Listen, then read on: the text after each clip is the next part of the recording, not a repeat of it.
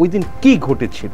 ওই দিন আমাদের বোর্ড মিটিং ছিল, জি 5 তারিখে রেডিসনে বোর্ড মিটিং, কিন্তু তার আগেই আমি নিজেকে দেখলাম অন্য জায়গায় এবং একটা এজেন্সির অফিসে এবং এজেন্সির সেই প্রধান ব্যক্তির সামনে। তারপরে আমাকে বলা হলো রিজাইন দেওয়ার জন্য, যে আমার সামনে একটা প্যাড হাজির করা হলো। আমি দেখলাম যে এই ধরনের প্যাড ইসলামী ব্যাংকে 1983 সাল থেকে আজ পর্যন্ত আমি তো উপস্থিত, আমার হাতের উপর ইসলামী ব্যাংকের প্রতিটি কাগজ ছাপা হয়েছে জি এবং এগুলোর কোয়ালিটি আমি দেখতাম। তো সেখানে আমি দেখলাম যে এই ধরনের কোনো প্যাড কখনোই ইসলামী ব্যাংক জন্ম দেয়নি। সেই ধরনের একটা প্যাডের মধ্যে আমাকে সিগনেচার করতে ইনসিস্ট করা হচ্ছে। মানে আমি সকালবেলা থেকে রাত পর্যন্ত আমি বাইরের দুনিয়ায় কি ঘটছে সেটা জানার আমার কোনো উপায় ছিল না। আমি খুব কষ্ট নিয়ে সই করেছি। বাংলাদেশ ব্যাংকে সেদিন যেটা হয়েছে আমি একটা কলঙ্কজনক অধ্যায় মনে করি। এই ফজলে কবির সাহেব না থেকে সেদিন যদি আতিউর রহমান সাহেব যদি গভর্নর থাকতেন তাহলে 5 তারিখের ঘটনা ঘটতো না, কনফিডেন্টলি বলছি। সমৃদ্ধির এই অগ্রযাত্রায় ভালো রেখেছি গ্রাহককে, ভালো রেখেছি অর্থনীতিকে, ভালো রেখেছি বাংলাদেশকে, কারণ ভালো ব্যাংক মানেই যমুনা ব্যাংক।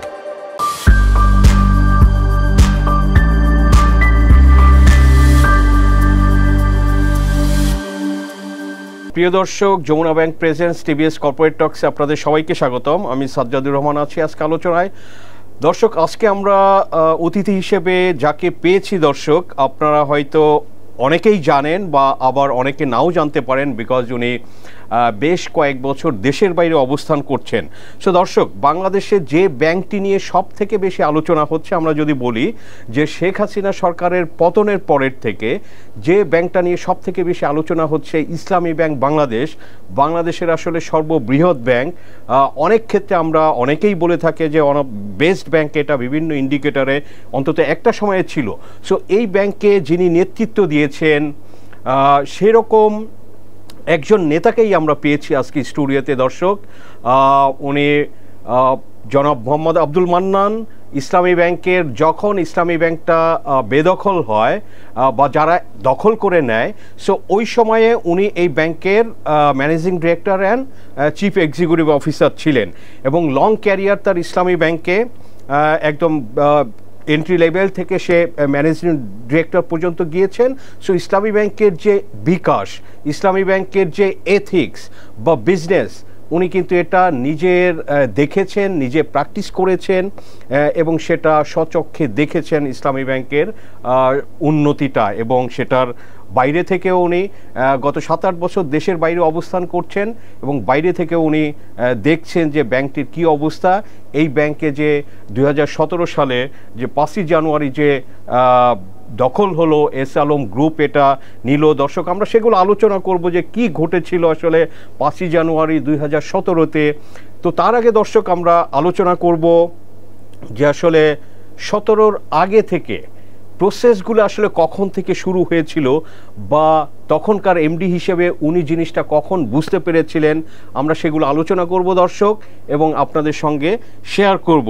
সো জনাব আব্দুল মান্নান, আপনাকে স্বাগতম টিভিএস স্টুডিওতে। যে আপনাকে অনেক ধন্যবাদ আমাকে এখানে শরীক হওয়ার এবং দর্শকদের সামনে হাজির হওয়ার। থ্যাংক ইউ ভেরি মাচ যে আসলে আমাদের আপনি রাজি হয়েছেন যে টিভিএস অফিসে আসার জন্য, এবং আমরা we are very grateful to you.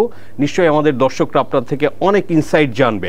তো যেটা বলছিলাম যে সবাই এখন অনেকেই জানে যে এই যে 5ই জানুয়ারি 2017-র ঘটনা, তো ওই দিন তো জাস্ট এটা সিগনেচার ঘটেছে, সেটা আমরা আলোচনা করব।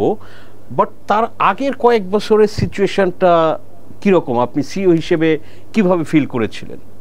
যে আমি ইসলামী ব্যাংকে, আপনি যথার্থ বলেছেন যে আমি 1983 সালে ইসলামী ব্যাংক যখন হয় সেই প্রতিষ্ঠা লগ্নে আমি ইসলামী ব্যাংকের পিআরও হিসেবে যোগদান করি এবং ফলে ওই সময়কার একেবারে ইসলামী ব্যাংকের ইনিশিয়াল স্টেজের যত কাগজপত্র তৈরি হয়েছে ব্যাংকের, সেই মানে প্রক্রিয়ার সাথে যুক্ত থাকা একজন মানুষ।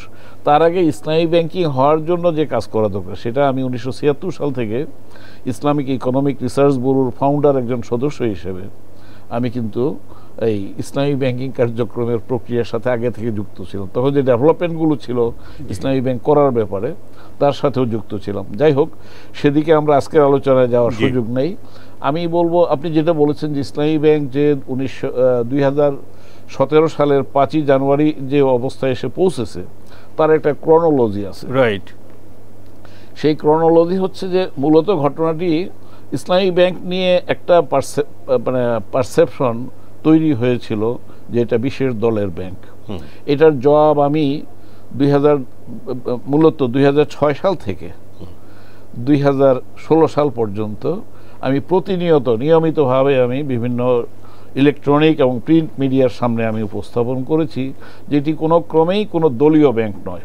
এর যে মালিকানার প্যাটার্ন, 70% এটার মালিকানা হচ্ছে ইনিশিয়েট করেছে বিদেশিরা, ইনক্লুডিং ইসলামিক ডেভেলপমেন্ট ব্যাংক, যার 7.5% শেয়ার আছে, যেটার অংশীদার বাংলাদেশ সরকার নিজে, Bangladesh government as a state, আমরা হচ্ছি তার একটা স্টেক হোল্ডার। তো এটা হচ্ছে গিয়ে যথার্থ ইন্টারন্যাশনাল ব্যাংক বলতে যেটা বোঝায় Islamic development bank, Kuwait finance house, Dubai Islamic bank, Bahrain Islamic bank, Qatar Islamic bank, Luxembourg ইসলামী ব্যাংক, এই ধরনের 11টি প্রতিষ্ঠান। বাংলাদেশ সরকারেরও তো স্টেক ছিল। বাংলাদেশ সরকারের 5% স্টেক ছিল এককভাবে, বাংলাদেশ সরকারের 70% প্লাস 5%, তারপর 10% হচ্ছে গভর্নমেন্ট জনগণের শেয়ার আইপিওর মাধ্যমে যেটা হয়, তাহলে হলো কত 85%। মাত্র 15% শেয়ার হচ্ছে আপনার গিয়ে এখানকার স্থানীয় উদ্যোক্তাদের মধ্যে 3টি প্রতিষ্ঠান আছে। তার মধ্যে সবচেয়ে বড় উদ্যোক্তা হলো বাইতুল শরফ ফাউন্ডেশন।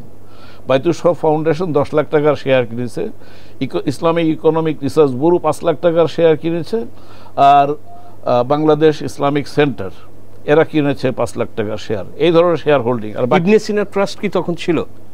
ইবনে সিনা ট্রাস্ট অথবা বাংলাদেশ ইসলামিক সেন্টার, আমি আই এম নট শিওর, আমি এই মুহূর্তে আমি করতে পারছি না।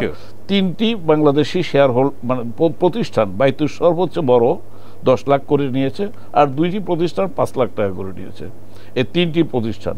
আর বাকিরা হচ্ছেন ব্যক্তি শেয়ার হোল্ডার, যারা প্রত্যেকে 5 লাখ টাকা করে দিয়েছেন। আব্দুর রাজ্জাক লস্কর থেকে শুরু করে, মূলত উদ্যোগের প্রধান ব্যক্তি ছিলেন আব্দুর রাজ্জাক লস্কর, তাকে সহযোগিতা করেছেন মফিজুর রহমান সাহেব বলে একজন ব্যবসায়ী, এবং তাদের সাথে অন্যরা যুক্ত হয়েছেন। আমি এইভাবে আপনাকে বলি যে ব্যাংকের বোর্ডে এক সময় 2 জন ডাইরেক্টর ছিলেন এমপি ডাইরেক্টর, এবং তারা 2জনই বিএনপির। একজন হচ্ছেন মোশাররফ হোসেন, আর একজন হচ্ছেন অধ্যাপক আবদুল্লাহ। তারা 2জনই, একজন ফেনী থেকে এবং চাঁদপুর থেকে, আরেকজন চাঁদপুর থেকে নির্বাচিত সংসদ সদস্য ছিলেন, তারা বিএনপির। আমি বিভিন্ন সময় বলেছি যে এটাকে বিএনপির ব্যাংক না বলে এটাকে জামাতের ব্যাংক কেন বলা হবে? আর এই মাত্র 15% শেয়ার হোল্ডিং নিয়ে। জামাত এজ এ সংগঠন তারা কোনো শেয়ার হোল্ডার নন। জামাতের 2-1 লোক সেখানে থাকতে পারেন, এবং জামাতের জনশক্তি, মেবি জামাতের মানে জনশক্তি এই ব্যাংকটার প্রতি তাদের প্রচণ্ড দরদ এবং সাপোর্ট আছে, কারণ তারা ইসলামী অর্থনীতি ব্যাংকিংয়ের কথা বলেন, আর আমরা একটা ইসলামী ব্যাংক করেছি। সেই ব্যাংকটা ইসলামী শরিয়া মোতাবেক পরিচালনার ব্যাপারে কমিটমেন্ট আছে। এই কারণে তাদের জনশক্তি এবং তাদের জনশক্তির দ্বারা প্রভাবিত যে সাধারণ জনগণ, তারা ইসলামী ব্যাংকটাকে সমর্থন করেছেন। এটা কোনো দলীয় ব্যাংক কোনো কালেই ছিল না, এখনও নয়।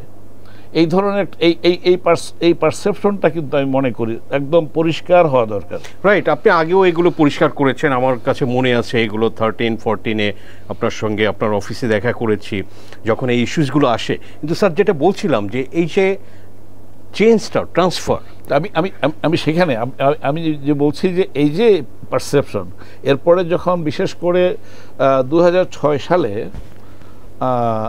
বাংলা ভাইয়ের ঘটনা ঘটে। আচ্ছা, বাংলা ভাইয়ের ঘটনার সময় তাদের একটা ডেন ছিল, সেখানে 31টা ব্যাংকের চেক বই পাওয়া যায়, ওকে, ইনক্লুডিং অগ্রণী ব্যাংক অ্যান্ড আদার ব্যাংকস। আমার যেগুলো মনে আছে তার মধ্যে অগ্রণী ব্যাংক অন্যতম, সরকারি ব্যাংক, আর ইসলামী ব্যাংকের একটি চেক বই পাওয়া যায়। এখন দেখা গেল পরের দিন সব কোনো পত্রিকায় হেডলাইন হলো ইসলামী ব্যাংকের চেক বই পাওয়া গেছে। সাধারণ জনগণের মধ্যে পারসেপশন পরিবর্তনের জন্য বা একটা বিশেষ ধরনের পারসেপশন তৈরি করার জন্য এই হেডিংটা কিন্তু যথেষ্ট। এই যে একটা ইন্ডিকেটিভ একটা হেডলাইন, এটা ইসলামী ব্যাংকের ব্যাপারে প্রশ্ন তৈরি করার মতো একটা অবস্থা। তখন তো বিএনপি ক্ষমতায় ছিল 2006 অক্টোবর পর্যন্ত, তো তারাই ছিল, হতে পারে 2006। জি, তো যারাই সরকারে থাকুক না কেন, আমরা কিন্তু সব সময়ই প্রতিবন্ধকতা কিন্তু বিএনপির আমলেও আমরা দেখেছি, এবং পরবর্তী অন্য আওয়ামী লীগের সময়ও আমরা দেখেছি। কিন্তু এটা একটা পারসেপশন, কিন্তু যারা এই ব্যাংকের কাছে গেছেন তারা কিন্তু এই ব্যাংক সম্পর্কে বাইরের ধারণা আর ভেতর থেকে দেখা দুইটার মধ্যে পার্থক্য ছিল। এক্স্যাক্টলি স্যার, 2006 বাংলা ভাই থেকে আপনি বলছিলেন। 2006 সালে যে বাংলা ভাই ঘটনা থেকে তখন আমাদের ব্যাংকের এমডি ছিলেন আব্দুর রকিব সাহেব। আমি তখন ইন্টারন্যাশনাল ব্যাংকিং উইং এর প্রধান, আমাদের ফরেন এক্সচেঞ্জ রিলেটেড যে ট্রানজ্যাকশনগুলো ছিল সেটার প্রধান। আমার যেহেতু একটু পিআর ব্যাকগ্রাউন্ড আছে, সাংবাদিকতা করেছি এক সময় 14-15 বছর, এবং ব্যাংকের শুরু থেকে পিআরও ছিলাম, তখন বোর্ডের সিদ্ধান্ত হলো যে এই বিষয় নিয়ে মিডিয়ার সাথে কথা বলার কাজটা আমাকে করতে হবে। তো সেই ভূমিকাটা আমি পালন করেছি। এই জন্য আমার 2006 সালের বিষয়টা 2006 এবং 2007 এই সময়টাতে আমাদেরকে এক ধরনের ঝঞ্ঝা মানে বা ইয়ের মতো ঝড় ঝাপটার মধ্যে আমাদেরকে পড়তে হয়েছে এই ব্যাংকটাকে একবার। এরপরে আপনার মাঝখানে একটা থেমেছিল। 2010 সালে আমি দায়িত্ব নিলাম এমডি হিসাবে। তারপরে শুরু হলো 11 সাল থেকে মোটামুটিভাবে আবার কথাবার্তা শুরু হলো ইসলামী ব্যাংক নিয়ে, এবং বিশেষ করে 2013 সালে এটা হচ্ছে গিয়ে ইসলামী ব্যাংকের জন্য একটা সবচাইতে কঠিন একটি পরিস্থিতির সৃষ্টি হলো, যেটা আমার জানা মতে পৃথিবীর কোনো ব্যাংকে এই ধরনের পরিস্থিতির মোকাবেলা করতে হয়নি। রাজনৈতিক ইসলামী ব্যাংক একটা আর্থিক প্রতিষ্ঠান, একটা ব্যাংকিং ইনস্টিটিউশন, সেই প্রতিষ্ঠানকে রাজনৈতিক বিষয়াদির উপর সাথে জড়িত হয়ে সেটাকে মোকাবেলা করতে হবে। যেমন স্যার দুই একটা এক্সাম্পল, যেমন এটাকে একটা তো হলো যে ওই যে পারসেপশন তৈরি হয়েছে একটা বিশেষ দলের ব্যাংক। আপনি যদি দেখেন জলিল সাহেব, এম এ জলিল, উনি আওয়ামী লীগের সেক্রেটারি জেনারেল ছিলেন, এবং অ্যাট দি সেম টাইম উনি মার্কেন্টাইল ব্যাংকের চেয়ারম্যান ছিলেন। ওনার মার্কেন্টাইল ব্যাংকে কিন্তু কেউ আওয়ামী লীগের ব্যাংক বলেনি। কিংবা আপনার যে ঢাকা ব্যাংকের সাথে বিএম আব্বাস সহ বিএনপির কোন নেতা জড়িত ছিলেন, আরো কোন ব্যাংকের সাথে কোন রাজনৈতিক দলের নেতাদের সম্পর্ক ছিল, সেগুলোকে কোনো দলীয় ব্যাংক হিসেবে বিবেচনা করা হয়নি। কিন্তু ইসলামী ব্যাংক সম্ভবত আমাদের দেশে ইসলামী নামের কারণে, আবার ইসলামী নামের অন্য ব্যাংকের ব্যাপারে এটা হয়নি, কিন্তু ইসলামী ব্যাংক বাংলাদেশ লিমিটেডের ব্যাপারে পার্টিকুলারলি এটা একটা দলীয় ব্যাংক হিসেবে বিবেচনা পেয়েছে। যেটা আমাদেরকে একদিকে একটা তো হলো যে আমি বলেছি যে ইসলামী ব্যাংক হিসেবে যে লোকেরা ইসলাম সমর্থন করে ডাইরেক্টলি খুবই ইয়েভাবে অ্যাক্টিভলি, তারা এটাকে সাপোর্ট করার চেষ্টা করেছেন। আমি 5 বছর মধ্যপ্রাচ্যে ছিলাম, আমি দেখেছি যে ইসলাম ওরিয়েন্টেড লোকেরা তারা তাদের নিজেদের টাকা পয়সা খরচ করে তারা বিভিন্ন জায়গায় মিটিং করে আমাকে তারা সাপোর্ট দিয়েছেন, সহযোগিতা করেছেন। এইখানেও আমাদের ক্লায়েন্ট মোবিলাইজেশনের ব্যাপারে যখনই কোথাও ব্রাঞ্চ করতে যাই, তখন এই লোকেরা কিন্তু জনগণকে ইসলামী ব্যাংকের ব্যাপারে তারা প্রচার কার্যক্রমে অংশগ্রহণ করেন এবং অত্যন্ত উৎসাহের সাথে করেন, দরদের সাথে করেন।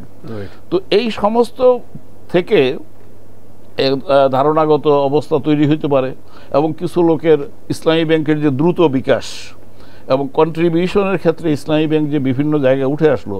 এই যে বাংলাদেশের গার্মেন্টস সেক্টরকে যদি আপনি বিবেচনা করেন যে অর্থনীতির একটি শক্তিশালী যে আরের উপরে বাংলাদেশের অর্থনীতি দাঁড়িয়ে আছে, সেটা ইসলামী ব্যাংকের তৈরি করা। আজকে রেডিমেড গার্মেন্টসের কথা বলতে পারেন, আরডিএস প্রোগ্রাম যেটা ইসলামী ব্যাংকের আছে অতি দরিদ্র মানুষদেরকে শক্তিশালী করার ক্ষেত্রে, সেই আরেকটি তারপরে হচ্ছে রেমিটেন্সে আমি নিজে রেমিটেন্স মার্কেটিংয়ের জন্য আমাকে রেমিটেন্স অ্যাম্বাসেডর অফ বাংলাদেশ উপাধি দেওয়া হয়েছে। আপনাদেরই কোনো একটি সংবাদপত্রের মাধ্যমে ওয়াহিদুদ্দিন মাহমুদ সাহেবের কাছ থেকে আমি অ্যাওয়ার্ড গ্রহণ করেছি। রেমিটেন্সে 27% মার্কেট শেয়ার ছিল ইসলামী ব্যাংকের তখন। তো এই যে আয়োজনটা হলো, এটা শুধুমাত্র ইসলামী ব্যাংক বেনিফিটেড হয়নি, ইসলামী ব্যাংকের এই মার্কেটিংয়ের কারণে ব্যাংকিং চ্যানেলে রেমিটেন্স প্রবাহিত হওয়ার ব্যাপারে সমস্ত ব্যাংকগুলো প্রভাবিত হয়েছে, বেনিফিটেড হয়েছে। তো এই ধরনের উদ্যোগের কারণে কিছুটা আপনার বলা যায় যে মানে আমরা যে বিভিন্ন সাথে স্টেক হোল্ডারদের সাথে হয়তো কিছুটা সৃষ্টি হয়ে থাকতে পারে, আমি জানি না। আচ্ছা। এবং এটা রাজনৈতিকভাবে এটাকে সামনে আনা হয়েছে। তো এই চ্যালেঞ্জের সম্মুখীন হয়েছে। তারপরে আসলো আপনার 2013 সাল।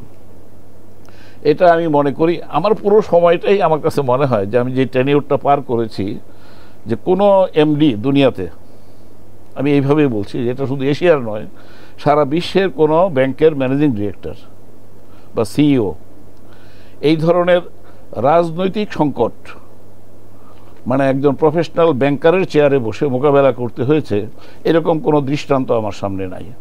তো সেই পরিস্থিতিতে 2013 সালে আমাদের ব্যাংকের উপরে ব্যাপকভাবে আক্রমণ হয়েছে। একটি বড় ফোরাম থেকে, শাহবাগ থেকে বা ইসলামী ব্যাংক বন্ধ করে দেওয়ার কথা বলা হয়েছে। আমাদের কোনো কোনো ব্রাঞ্চের সামনে সাইনবোর্ড ঝুলিয়ে দেওয়া হয়েছে, ইসলামী ব্যাংকের কার্যক্রম বন্ধ। তারপরে আমাদের সিলেটের মতো ব্রাঞ্চ, সেই ব্রাঞ্চটা আগুন দিয়ে জ্বালিয়ে দেওয়া হয়েছে, পুরো সমস্ত কাগজপত্র ছাই করে দেওয়া হয়েছে, 40টি কম্পিউটার জ্বালিয়ে দেওয়া হয়েছে। পরে আমরা সেই রাতে আবার কম্পিউটার ইনস্টল করে পরের দিন যাতে ব্রাঞ্চটা খোলা যেতে পারে সেই ব্যবস্থা আমরা নিয়েছি। আমরা তখন এই যে ফায়ার ফাইটিং, এই ফাইটিংটা ব্যাংকারদের কাজ না। ব্যাংকাররা আমরা আমাদের কিছু স্কিল থাকে এবং আমাদের কি প্রফেশনালিজম নিয়ে আমরা কাজ করব। এই ধরনের যুদ্ধ করা তো যুদ্ধক্ষেত্রে ট্রেনিং ব্যাংকারদের থাকার কথা নয়, কিন্তু ভার্চুয়ালি আমাকে পুরো সময়টাই যুদ্ধের মধ্য দিয়ে অতিবাহিত করতে হয়েছে। রাইট, এই যে 13 সালের এবং 2013 সালে এমন অবস্থা হইলো, আমি আপনাকে একটা দৃষ্টান্ত দিলে ঠিক বুঝতে পারেন, প্রতিটি দিন হচ্ছে আমার এই ধরনের, এবং বিভিন্ন পত্র পত্রিকায় ব্যাপকভাবে ঝড় তুফান বইতেছে, রিপোর্টের বন্যা বইতেছে, সেখানে ভেঙে পড়ছে ইসলামী ব্যাংক, এই ধরনের কথাবার্তা আসতেছে। ইসলামী ব্যাংক কোন দিক দিয়ে, এবং দুই একজন আমাদের তখন খুব রিকগনাইজ লোক, আবুল বারাকাত সাহেবের মতো লোক, আমি আপনাকে ইয়েতে বলছি, সরাসরি বলছি আমি আপনাকে, যে আবুল বারাকাত সাহেব একজন অর্থনীতিবিদ, হ্যাঁ, তাকে লোকেরা চিনে। তিনি বিভিন্নভাবে জনতা ব্যাংকের চেয়ারম্যান ছিলেন, অর্থনীতি সমিতির সভাপতি ছিলেন তিনি। হ্যাঁ, তিনি বলছেন যে আমরা নাকি 1700 কোটি টাকা বছরে আপনার এই জঙ্গি অর্থায়ন করি। আচ্ছা, তো আমি এই বিদায় হওয়া প্রধানমন্ত্রীর একটি অনুষ্ঠান ছিল, সেখানে সব ব্যাংকের চেয়ারম্যান এবং এমডিরা গেছে। তাদের উপস্থিতিতে আমি বললাম ওনাকে, আবুল বারাকাত সাহেবের সামনে গেলাম, উনি তখন জনতা ব্যাংকের চেয়ারম্যান। আমি গিয়ে, যারা উপস্থিত ছিলেন তারা সাক্ষী দিতে পারবো, 2-4 জনের নাম বলতে পারবো। আমি গিয়ে আমি বললাম যে আপনাকে ইসলামী ব্যাংকে যেতে হবে। ইসলামী ব্যাংকে কেন? আমি বললাম যে আপনি অর্থনীতি সমিতির সভাপতি, আমি আপনার কাছে আপনার টাইমের 10% পাও না, কারণ আমি বাংলাদেশের অর্থনীতির 10% স্টেক হোল্ডার, কাজে আপনি আমাকে 10% সময় দেবেন। উনি একটু মানে ইয়ে করছেন, আমি আজকে খুব প্রকাশ্যে বলছি।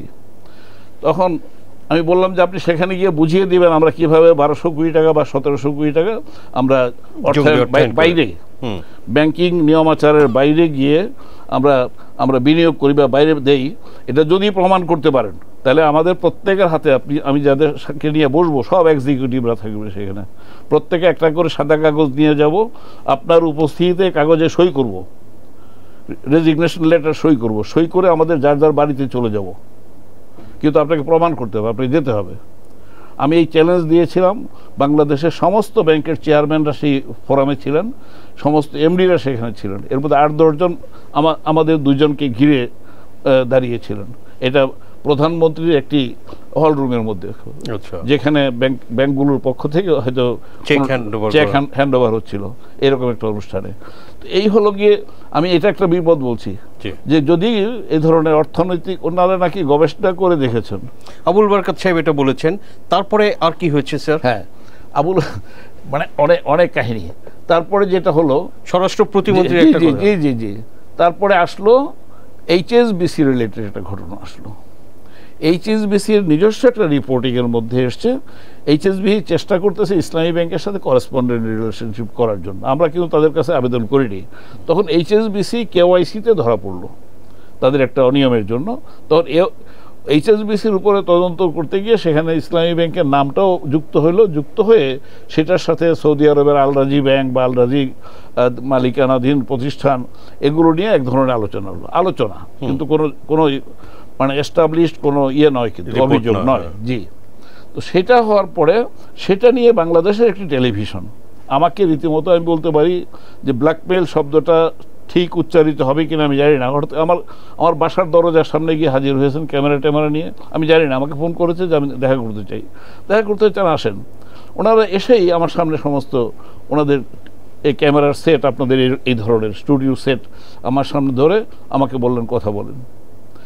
আমি তো কথা বলে অভ্যস্ত এবং কথা বলতে আমি আনন্দই পাই, কিন্তু আমার কিছু কথা তারা নিলেন, নেয়ার পরে তারা স্ক্রলের মধ্যে নিয়ে আসলেন, আমি যা বলি নেই সে ধরনের বক্তব্য ডান দিকে বাদিকে বাদ দিয়ে 2-4টা বাক্য ইয়ে করে দিয়ে দিলেন, দিয়ে সেটা নিয়ে মানে সমস্যা সৃষ্টি হইল।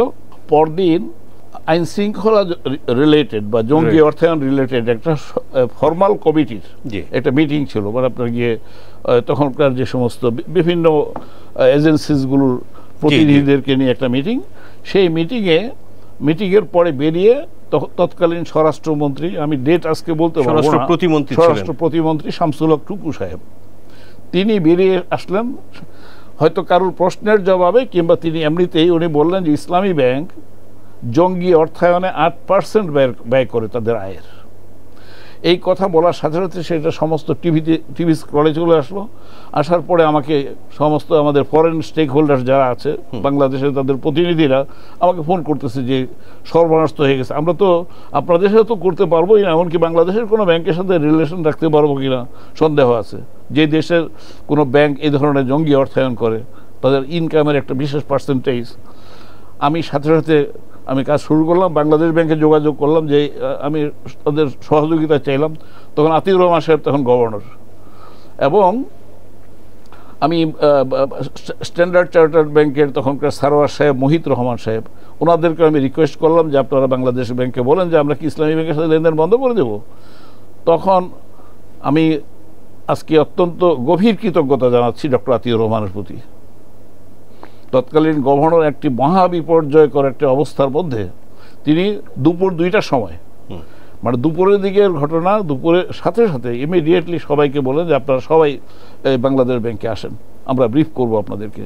উনি সেখানে বললেন যে আপনাদের, আমি বলছি যে ইসলামী ব্যাংকের ব্যাপারে আমাদের কাছে কোনো মন্দ রিপোর্ট নাই। ইসলামী ব্যাংকের সাথে আপনাদের আমি ক্লিয়ারেন্স দিচ্ছি যে ইসলামী ব্যাংকের সাথে আপনারা নর্মাল কার্যক্রম অব্যাহত রাখুন, এবং যা কিছু বলা হয়েছে সেগুলোর সাথে বাংলাদেশ ব্যাংকের রিপোর্টের কোনো সম্পর্ক নাই। এই আরও কিছু কথা আমি বিস্তারিত এই মুহূর্তে বলতে পারছি না, তখন রিপোর্ট হয়েছিল। বাংলাদেশ ব্যাংক থেকে তখন এই সাপোর্ট যদি না দেয়া হতো তাহলে বাংলাদেশের ব্যাংকিং ইন্ডাস্ট্রি মহা বিপর্যয়ের মধ্যে পড়তো, শুধুমাত্র ইসলামী ব্যাংক বাংলাদেশ লিমিটেড না। তো সেই ঘটনা ঘটার পরে সন্ধ্যার সময় ওই দিন আমি হাফ ছাড়লাম, আমি মনে হচ্ছে আপনি বুঝতে পারছেন প্রতিটি সেকেন্ড আমার কিভাবে অতিবাহিত হচ্ছে। আমি সেদিন সন্ধ্যার সময় আমি শামসুল হক টুকু সাহেবের বাসায় গেলাম, বেইলি রোডে, সরকারি বাসায় গেলাম। উনি মেহরবানি করে আমাকে সাক্ষাৎকার দিলেন। তার বেডরুমের পাশে একটা ছোট্ট সিটিং রুম, সেখানে বসলাম। বসে আমি বললাম যে এটা আপনি কি করলেন, আপনি কোথায় পেলেন 8.5% বা 8%-এর কথা, এবং পার্সেন্টেজ ধরে বলতেছেন ব্যাংক ইনকাম থেকে দেয়। আপনি যেটা বলেন আপনি জানেন এটার ইয়ে কি, ইম্প্যাক্ট কি, ইমপ্লিকেশন কি? এই কারণে আমাদের ব্যাংকের লেনদেন তো শুধু বন্ধ হবে না, বাংলাদেশের সমস্ত ব্যাংকের ব্যাংকিং লেনদেন বন্ধ হবে, বাংলাদেশ সরকারের বৈদেশিক সব ব্যবসা বাণিজ্য বন্ধ হয়ে যাবে। উনি তখন কি বললেন জানেন? আমি মানে অবিশ্বাস্য, তিনি বললেন আমার মুখ দিয়ে ফস করে বেরিয়ে গেছে, ফস করে বেরিয়ে গেছে। কোন একজন মন্ত্রী, স্বরাষ্ট্রমন্ত্রী, স্বরাষ্ট্র প্রতিমন্ত্রী, অত্যন্ত দায়িত্বশীল একজন মানুষ, তিনি যখন বলেন যে কোন একটা ব্যাংক 8% আপনার গিয়ে ইয়ে দেয়, জঙ্গি অর্থায়ন করে, তখন সেই ব্যাংক অস্তিত্ব, সেই ব্যাংকের অস্তিত্ব, সেটা মুখ ফসকে বেরিয়ে যাওয়া, বাট এটার যে কি কনসিকুয়েন্স হতে পারে, এই ধরনের কথা যদি কোনো মন্ত্রী বলে যে ফস করে বেরিয়ে গেছে, তাহলে সেই মন্ত্রীকে সেই দিনই সরকারের পক্ষ থেকে তার বিরুদ্ধে ব্যবস্থা নিয়ে ওই পদে থাকার সমস্ত যোগ্যতা তিনি হারিয়ে ফেলেছিলেন। কিন্তু সেদিক থেকে কিন্তু কোনো জবাবদিহিতা ছিল না। রাইট। তো স্যার অনেক গল্প, আমার মনে হয় যে কয়েক ঘন্টা আলোচনা করলেও শেষ হবে না। আমরা যদি একটু যাতে অনেক বিষয় আলোচনা করতে পারি, ধরেন যে এই যে 13-এ গেল, 14-এ একটা ইলেকশন হইলো, যেটা আমরা জানি যে 153টা সিটেই বিনা প্রতিদ্বন্দ্বিতায় জয়ী হয়েছিল, অনেক আন্দোলন হয়েছিল। তো সেখানে ধরেন যে 14-র ইলেকশনের পরে 14 এবং 15-তে কি হলো, এটা একটু সংক্ষেপে বলবেন, তারপরে 17-তে আসবো। আমি ওই ইলেকশনের সাথে আমি নিজেকে যুক্ত করতে চাচ্ছিলাম, মানে আমি বলছি যে রাইট না, ইলেকশনের পরের কি জিনিসটা আপনারা কি বেশি প্রেসার ফিল করতেছিলেন? আমি বলছি যে সরকারে কি আসলেন, সরকারে কি গেলেন, ওকে, আমি সেটাকে অতিক্রম করে, আমি এটাকে বাইরে রেখে আমি একজন পেশাদার ব্যাংকার হিসেবে আমি কথা বলতে চাই, যারাই ক্ষমতায় থাকুন না কেন তাদের সময় যদি ঘটনা ঘটে কিংবা ব্যাংকিং সাপোর্ট যদি আমি আতিউর রহমান সাহেবের সময় পাই আমি এটাকে অ্যাপ্রিসিয়েট করব, অন্য কোনো গভর্নরের সময় যদি পাই তাহলে সেটাও অ্যাপ্রিসিয়েট করব, আর অন্য কেউ যদি অন্যরকম আচরণ করে আমি সেই কথা উল্লেখ করব। হ্যাঁ, তো সেদিক থেকে হলো যে আমি তো বললাম যে আমি দায়িত্ব নিয়েছি 2010 সাল থেকে। 2010 সাল থেকে প্রতিটি মুহূর্তই ছিল আমার জন্য ক্রিটিক্যাল, এবং যতই দিন গেছে পরিস্থিতির পরিবর্তন নিচের দিকে পরিবর্তন হয়েছে, নেতিবাচক পরিবর্তন হয়েছে, মানে এটা চাপ বেড়েছে এবং ইসলামী ব্যাংক দখল করার জন্য তখন থেকেই আজকে তো একটা গ্রুপের কথা বলা হচ্ছে, তখন এই ধরনের অন্তত 5টা গ্রুপ যাদের নাম আমি এই মুহূর্তে না বললেও চলে, হ্যাঁ 5টা গ্রুপ আমি নাম বলতে যাচ্ছি না, 5টা গ্রুপ অন্তত তারা প্রত্যেকেই ইসলামী ব্যাংক দখল করার জন্য আগ্রহী হলো, যেই কায়দায় নেওয়া যাক না কেন। এবং এমনকি আপনার গিয়ে বিভিন্ন দায়িত্বশীল পর্যায়ে কিছু লোক আবার কেউ সমর্থন করেছে। তো তৎকালীন এজেন্সির কোনো লোক ইসলামী ব্যাংক সম্পর্কে অত্যন্ত চমৎকার রিপোর্ট দিয়েছে এবং বলেছে, প্রধানমন্ত্রীকে বলেছে যে এটা সবচেয়ে ক্লিন ব্যাংক আমাদের রিপোর্ট অনুযায়ী। আবার এজেন্সির সাথে যুক্ত নন এরকম কোনো জেনারেল যিনি খুব বেশি প্রভাবশালী তিনি বলেছেন যে এটাকে এখনই বন্ধ করে দেওয়া দরকার। সেখানে কিন্তু আমি বলবো যে আতিউর রহমান সাহেব উনি বরাবরই ইসলামী ব্যাংকের পক্ষে দাঁড়িয়েছেন, এবং ইসলামী ব্যাংক সম্পর্কে তিনি যেখানে রিপোর্ট করার কথা অফিসিয়ালি অথবা আনঅফিসিয়ালি মানে অনুযায়ী সেখানে তিনি ইসলামী ব্যাংক সম্পর্কে বলেছেন যে আমার সমস্ত মানে অনুযায়ী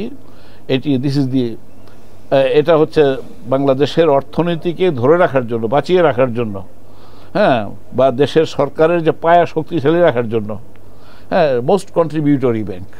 রাইট, এটা আমাদের মানে তৎকালীন গভর্নর মহোদয় কিন্তু একবার দুবার না বারবার তিনি বলেছেন, এবং ইসলামী ব্যাংকের ইমেজ যাতে ঠিক থাকে এই জন্য আমরা যখন এই যে আন্তর্জাতিক ক্রিকেটে যা অংশগ্রহণ করলাম এবং এই ধরনের বড় বড় ইভেন্টে অংশগ্রহণ করেছি, এই ইভেন্টগুলোতে ইসলামী ব্যাংকের অংশগ্রহণকে তিনি ফ্যাসিলিটেট করতে অনেক সহযোগিতা করেছেন। আমি এটা অত্যন্ত কৃতজ্ঞতার সাথে মানে ইসলামী ব্যাংকের এক্স সিইও হিসেবে আমার কৃতজ্ঞতা জানিয়েই আমি বলতে চাই যে তিনি কিন্তু এই কাজটি করেছেন। আচ্ছা, রাইট। এমনকি আমি আপনাকে একটু বলি যে 2016 সালে ফোর্বস ম্যাগাজিন, সম্ভবত বাংলাদেশে একমাত্র এমডি আমি সিইও যার ইন্টারভিউ নেওয়ার জন্য ফোর্বস ম্যাগাজিন বিদেশ থেকে তাদের প্রতিনিধি ফ্লাই করে এসেছেন ঢাকায়, এবং আমার ইন্টারভিউ নিয়েছেন, এবং আমার ইন্টারভিউটাকে সাবস্টেন্সিয়েট করার জন্য 2 ব্যক্তির ইন্টারভিউ নিয়েছেন। তখন সাবেক গভর্নর আতিউর রহমান সাহেবের একটা ইন্টারভিউ নিয়েছেন, আর একটা হলো সিপিডির তৎকালীন এক্সিকিউটিভ ডিরেক্টর, তার ইন্টারভিউ নিয়েছেন। দুজনই বলেছেন যে এটা স্বচ্ছতম ব্যাংক, এবং আতিউর রহমান সাহেব এভাবে বলেছেন যে আমার 7 বছরের দায়িত্বকালীন সময়ে এই ব্যাংকটির প্রতি আমি সবচেয়ে বেশি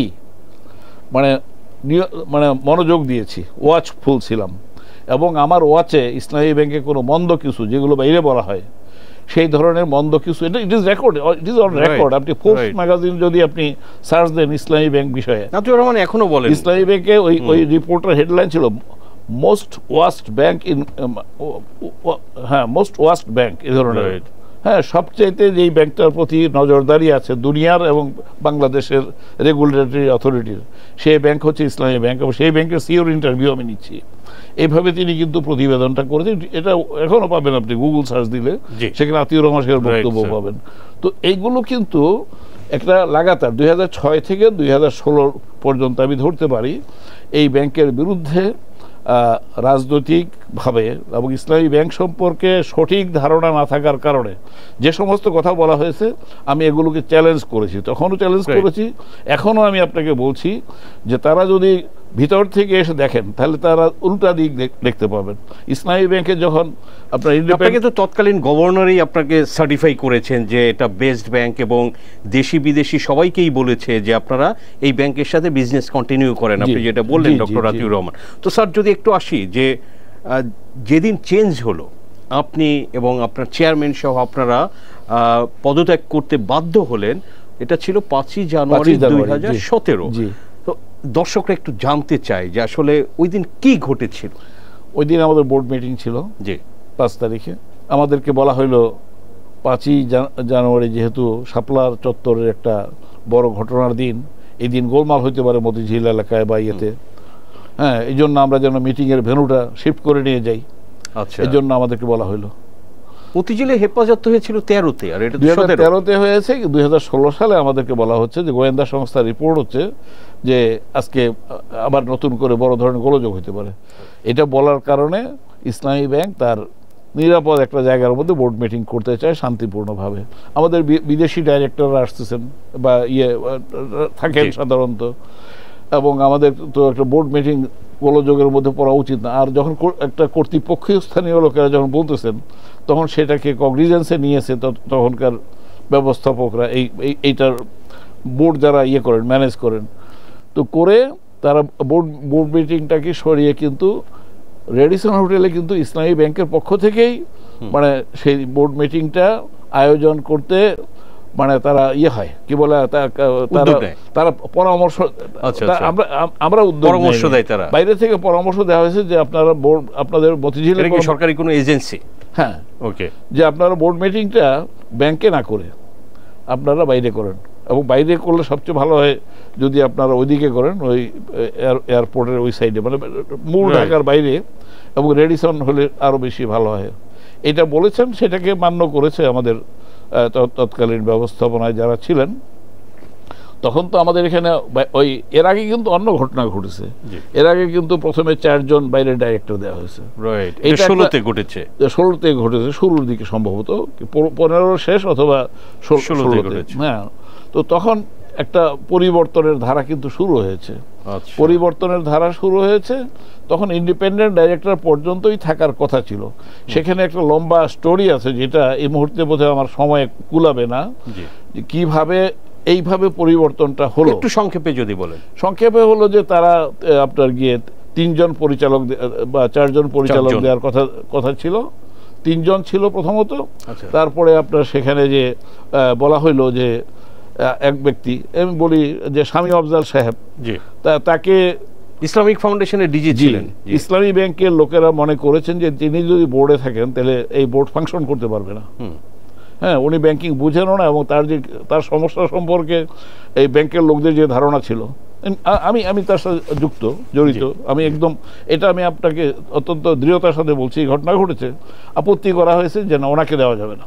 তো তাহলে কি করতে হবে?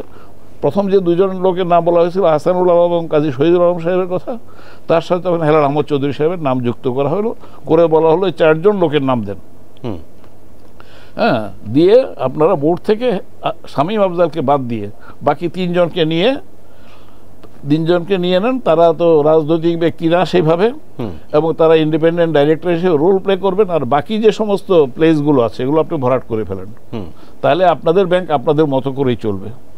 কিন্তু সামহাউ এটা আমাদের চেয়ারম্যান সাহেব এবং এক্সিকিউটিভ কমিটির চেয়ারম্যান ছিলেন ইস্কান্দার আলী খান, চেয়ারম্যান ছিলেন মুস্তফা আনোয়ার, তারা আমার চেয়ে বেশি এই ব্যাপারে বলার জন্য উপযুক্ত ব্যক্তি। তারা এটা করেছেন, এই বন্দোবস্তে রাজি হয়েছেন, এবং চেয়ারম্যান মহোদয় মুস্তফা আনোয়ার সাহেব এই 4টা নাম প্লেস করেছেন। কিন্তু এই আপনার বিদেশি ডাইরেক্টররা তারা আমাদের ব্যাংকের ভিতরকার একজন ডাইরেক্টর দ্বারা প্রভাবিত হয়ে, আচ্ছা, তিনি চেয়ারম্যান হওয়ার জন্য আরো 1 বছর আগে থেকে চেষ্টা করছিলেন, এবং তিনি মোস্তফা আনোয়ার সাহেবকে মানে খারাপভাবে চিত্রিত করার জন্য এই বিদেশি ডাইরেক্টরদের কাছে ব্যাংক সম্পর্কে যত রকমের মানে অত্যন্ত মানে এটা যে ধরনের তথ্য, নেতিবাচক তথ্য যতগুলো দেওয়া যায়, যেমন আপনার গিয়ে আমি একটু এভাবে বলি, একটা ব্যাংকে যখন ব্রাঞ্চ যখন অডিট করে কোনো অডিট টিম, তখন 1000টা আপত্তি লেখা হয় সেখানে, পরে 10টাও থাকে না। কিন্তু 1000টা আপত্তি যখন আসে সামনে, তখন মনে হয় যে ব্যাংকটা থাকবে না। এই ধরনের আপত্তিগুলো, প্রাইমারি আপত্তি যেগুলো, সেগুলো আমাদের এখান থেকে এই বিদেশি ডাইরেক্টরদের কাছে আপনার জেদ্দায় পাঠানো হয়েছে। কে করছিলেন এটা? একজন ডাইরেক্টর। আমি এখানে মানে এই যে স্বতন্ত্র পরিচালক বাইরের থেকে আসছে তারা না, এক্সিস্টিং আগে যাদের আগে নিযুক্ত হয়েছেন এই ধরনের একজন ডাইরেক্টর। এরা আমি খুব সেন্সিটিভ তথ্য আমি আপনাকে বলছি, এটা আমি আগে কখনোই এটা আলোচনা করিনি। এই ধরনের একজন ডাইরেক্টর দিয়েছেন, এবং সেগুলো দ্বারা প্রভাবিত হয়ে তারা মোস্তফা আনোয়ার সাহেবের উপরে, মোস্তফা আনোয়ার সাহেবের ইন্টিগ্রিটি এবং মোস্তফা আনোয়ার সাহেব যে ব্যাংক পরিচালনা করছেন কিংবা তার সাথে যে এমডি আছে তাদের সম্পর্কে ধারণা কিন্তু তাদের দুর্বল হয়ে গেছে। তো তখন আমরা যখন বললাম যে ব্যাংক বিপদের সম্মুখীন এবং এই অবস্থার মধ্যে ব্যাংকটাকে বাঁচাতে হলে এই 2-3 জন ইন্ডিপেন্ডেন্ট ডাইরেক্টর নিয়ে বাকিটা বোর্ড গঠন করেন, তাহলে এই ব্যাংক যেভাবে ছিল মালিকানার দিক থেকে এটার কোনো পরিবর্তন হবে না। কিন্তু সেটা না করে এই 4টাই বাদ দিয়ে দেওয়া হলো। কথা তো ছিল 3টা রাখবে, একটা বাদ দেবে, কিন্তু এটা করে তারপরে ওই ডাইরেক্টর সাহেবকে, ওই তখনকার একজন বিদেশি ডাইরেক্টর, তিনি বললেন যে আপনার পকেট থেকে বের করেন কাগজ। সেখান থেকে 2টা কাগজ বেরোলো, 2টা নাম আসলো, যে নামগুলো আসলে তখনকার সরকারের পক্ষে গ্রহণ করার কথা নয়, এই ধরনের সেন্সিটিভ নামও ছিল এর মধ্যে। হ্যাঁ, তো সেই 2টা নাম দিল, দিয়ে এগুলো অ্যাপ্রুভ করলো, অ্যাপ্রুভ করে সিকিউরিটি এক্সচেঞ্জ কমিশনে পাঠালো। এটা কয়েক মিনিটের মধ্যে এগুলো প্রত্যাখ্যাত হয়ে চলে আসলো, ফেরত চলে আসলো। এবং ওই দিনই আমি বলবো যে সেই তারিখটা আমার এই মুহূর্তে মনে নাই, 2016 সালে। সেই দিনই বলতে পারেন এই ব্যাংকের ব্যাপারে ফয়সালা হয়ে গেছে। যখন নাকি এই 3টা ডাইরেক্টরশিপ যখন রিগ্রেট করা হলো এবং ভিন্ন ধরনের নাম পাঠানো হলো, তখনই বলতে পারেন যে ব্যাংক আসলে ব্যাংকের ব্যাপারে মন্দ ফয়সালা হয়ে গেছে। তারপরের সপ্তাহে তার কয়েকদিনের মধ্যেই বোর্ড মিটিং আবার করা হলো। এটা খুব ছোট্ট একটা সংক্ষিপ্ত সময়ের জন্য করে ওই 4 জনকে নিয়োগ করা হলো। 4 জনকে নিয়োগ করার কয়েকদিনের মধ্যে আরও নতুন 4 জনকে নেওয়া হলো, নিয়ে তারা মানে সম্পূর্ণরূপে এটা ভিন্ন চেহারা লাভ করলো ইসলামী ব্যাংকের বোর্ড, সম্পূর্ণ নতুন চেহারা। এবং আমরা শুধু চেয়ে চেয়ে দেখলাম যে মানে ঘরের ইন্দুর বেড়া কাটছে এবং আমরা একটা মন্দ পরিণতির দিকে ব্যাংকটাকে ঠেলে দেওয়া হচ্ছে। এটা আমরা ব্যাংকের ভিতরে 2-3 জন লোক আমরা জানতাম খুব ভালো করে যে কি হচ্ছে। আমরা এটার জন্য শুধুমাত্র মানে দেয়ালে মাথা ঠোকা ছাড়া আর কিছু করার ছিল না, এই ধরনের একটা পরিস্থিতি ছিল তখন। এবং এরপরে যা হলো, মোস্তফা আনোয়ার সাহেব চেষ্টা করেছেন, ইস্কান্দার সাহেব চেষ্টা করেছেন এই পরিস্থিতিটাকে ঠেকানোর জন্য, কিন্তু তারা ঠেকাতে পারেননি। আমরা হেরে গেছি। মানে প্রতিটি রণক্ষেত্রে যেমন মীর জাফর, মীর হাবিব, মীর সাদিক থাকে আমাদের ইতিহাসে, বাংলার ইতিহাসে, ঠিক তেমনি ইসলামী ব্যাংকের ইতিহাসেও আপনার এই ধরনের একটা ভূমিকা ছিল। কাজেই একটা তো বাইরে থেকে ছিল, বাইরে থেকে অনেকে উৎপেতে ছিলেন ইসলামী ব্যাংকটাকে কিভাবে এটা একটা মৌচাক করা যায়, কিভাবে এটা একটা মৌচাক, এটাকে যদি কোনোভাবে কোনো না কোনোভাবে আংশিকভাবেও যদি এটার ভিতরে ঢোকা যায়, এটার জন্য খুব নাম করা, এক নামে পরিচিত তারা সারা দেশে, এই ধরনের লোকেরা এটার দিকে নজর দিয়েছিলেন। শেষ পর্যন্ত এস আলমের সেখানে আসার রাস্তা তৈরি হয়েছে এই প্রথম 4 জন ঢোকার পরে। পরবর্তী যে 4 জন আসলো তখনই আপনার গিয়ে তিনি শেয়ার কিনে ফেললেন দ্রুত। আচ্ছা, মার্কেট থেকে শেয়ার কিনে এদেরকে তার ডাইরেক্টর করে ফেললেন, করে রাতারাতি হি বিকেম। এবং পরবর্তীতে বিদেশি ডাইরেক্টররা যখন ভুল বুঝলো, তখন তাদের পক্ষে আর কিছু করার নেই, তখন তারা কিন্তু তারা শেয়ারগুলো তুলে নিল এখান থেকে। স্যার, তো এই যে তারপরে হচ্ছে যে আপনার এস আলম গ্রুপ ঢুকলো 16-তে, দেন তারপরে আপনাদের 5ই জানুয়ারির যে 2017-র ঘটনাটা, বোর্ড মিটিং, আপনি একটু আলোচনা করছিলেন যে আপনাদের বোর্ড মিটিং ছিল, তারপরে এজেন্সি কি রিপোর্ট দিল, রেডিসনে হলো, তারপরে কি হলো স্যার? জি, রেডিসনের যেটা বললাম তার আগে ছোট্ট আলামত হলো যে যখন নাকি এস আলম টেক ওভার মানে মোটামুটিভাবে অনেকগুলো শেয়ার নিয়েছে, তারপরে তার কিছুটা প্রভাব বাড়তে শুরু করলো। আমি এটা অত্যন্ত মানে তিনি বিভিন্ন ব্যাপারে মানে কথা বলার চেষ্টা করছেন, তখন উনি দেখে দিয়ে যাচ্ছেন যে কি হচ্ছে কি না হচ্ছে, ওনার ডাইরেক্টররা সেখানেই আছে, এই ধরনের একটা পর্যায় শুরু হলো। তারপরে আসলো ছোট্ট একটা ঘটনাই বলতে পারি, এটা সব জিনিস আমি মনে করে বলবো হয়তো কোনো এক সময়। আমার কাছে আসলো 10 জনের নাম আসলো, একটা সবুজ কালিতে স্বাক্ষর করা গুরুত্বপূর্ণ ব্যক্তির স্বাক্ষরে একটা 10 জনের একটা লিস্ট আসলো, এদেরকে যেন রিক্রুট করা হয়। তো আমি বললাম যে কে পাঠাইলো এটা, আমি এক কথায় বললাম সবুজ কালিতে সিগনেচার করা একজন, মনে করেন যে খুবই যার ইশারায় দেশের অনেক কিছু হয়। আচ্ছা, হ্যাঁ, এই এরকম জায়গা থেকে নির্দেশ, ইসলামী ব্যাংকের নির্দেশ দেওয়া হচ্ছে, কিংবা তার কাছ থেকে এই নির্দেশটা আনা হয়েছে যে এই 10 জন লোককে রিক্রুট করার জন্য, নিচের দিকে অবশ্য রিক্রুট করার জন্য। আমি তখন টুঙ্গিপাড়াতে আমাদের একটা ব্রাঞ্চ হয়, সেই ব্রাঞ্চের উদ্বোধনের আগের দিন আমরা একটা সেমিনার করি। সেমিনারের পরে রাতের বেলা আমি সব ডাইরেক্টরকে বললাম, ওনারা প্রায় টুঙ্গিপাড়া ব্রাঞ্চ উদ্বোধন উপলক্ষে আমাদের মোস্ট অফ দি ডাইরেক্টর সেখানে প্রেজেন্ট হয়েছেন। হ্যাঁ, তো সেখানে আমি মোস্তফা আনোয়ার সাহেবের রুমের মধ্যে তাদেরকে সবাইকে হাজির করতে বললাম, একটু তশরিফ আনতে বললাম যে আপনাদের সাথে আমাকে কথা বলতে হবে। ওনারা আসছেন। পরে আমি বললাম যে ইসলামী ব্যাংকের, এর আগে আমি তাদের কাছে বিভিন্ন সময় এক্সপ্লেইন করেছি ইসলামী ব্যাংকের কিছু নিয়ম আচার আছে, ইসলামী ব্যাংকের রিক্রুটমেন্টের পলিসি কি, ইসলামী ব্যাংক কীভাবে লোকদেরকে ট্রেন আপ করে, ইসলামী ব্যাংক কীভাবে ত্রাণ দেয়, ত্রাণ কার্যক্রমে তাদেরকে প্র্যাকটিক্যালি নিয়ে গেছে so that they can understand যে ইসলামী ব্যাংক কিন্তু গ্রাসরুট লেভেলে মানুষের কল্যাণের জন্য কাজ করে। রিক্রুটমেন্টের ব্যাপারে যখন এটা আসছে, এটা আমাদের ব্যাংকে কখনো ঘটে নাই। কোনো চেয়ারম্যান, কোনো ডাইরেক্টর কেউ আঙ্গুল তোলেন নাই যে ওই লোকটাকে রিক্রুট করতে হবে, কারণ উই ডোন্ট ডু ইট। আর ইসলামী ব্যাংকে শুরু থেকে আমি আছি, আমি সাক্ষ্য দিচ্ছি যে নট এ সিঙ্গেল পার্সন কখনো ইসলামী ব্যাংকে রিক্রুট হয়েছে কোনো ব্যক্তির ইশারায় বা বোর্ডের বা কয়েকজন মিলে ইশারা করছে ন। তখন আমি বললাম যে যদি আপনারা এটা করতে চান, এই প্যান্ডোরার বাক্স আমি আমার হাত দিয়ে খুলব না। যদি করতে চান আমি আপনাদের কাছে মেমো পাঠাবো বোর্ডে, আপনারা যদি সিদ্ধান্ত নেন that will be your decision, that will be the decision of the board, not of managing director. এটা বলার পরে আমি জানি না কে কীভাবে নিছেন, ওনারা হয়তো কেউ কেউ অপ্রস্তুত হইতে পারেন, কেউ অফেন্ডেড হইতে পারেন যে এমডি আমাদেরকে ব্যাকাদায় ফেলতেছে। তো এটা হলো গিয়ে বোধ হয় 28-29 তারিখের দিকে, ডিসেম্বরের, 16 ডিসেম্বর। হ্যাঁ, এটা হলো 2016 সালের ডিসেম্বরের কথা বলছি, লাস্ট উইকের কথা। টুঙ্গিপাড়া ব্রাঞ্চ যেদিন উদ্বোধন হয় তার আগে রাত্রে, এরপরে হয়তো 27 তারিখে হইতে পারে, 27-28 এই ধরনের। এনিওয়ে, এরপরে সেখান থেকে আসলাম। আসার পরে আমি তখন দেখতেছি যে মানে বিভিন্ন ধরনের নির্দেশ দেওয়ার ধরনটা যেন চেঞ্জ হয়ে যাচ্ছে। আমাদের কোনো কোনো লোকে আমাদের কিছু এক্সিকিউটিভ সম্পর্কে আমাকে বলা হচ্ছে এদেরকে স্যাক করেন। অমুকের ব্যাপারে গোয়েন্দা রিপোর্ট আছে, অমুকের ব্যাপারে আমরা মনে করছি যে তার আচরণ ভালো না বা তার এটা বিব্রতকর অবস্থা।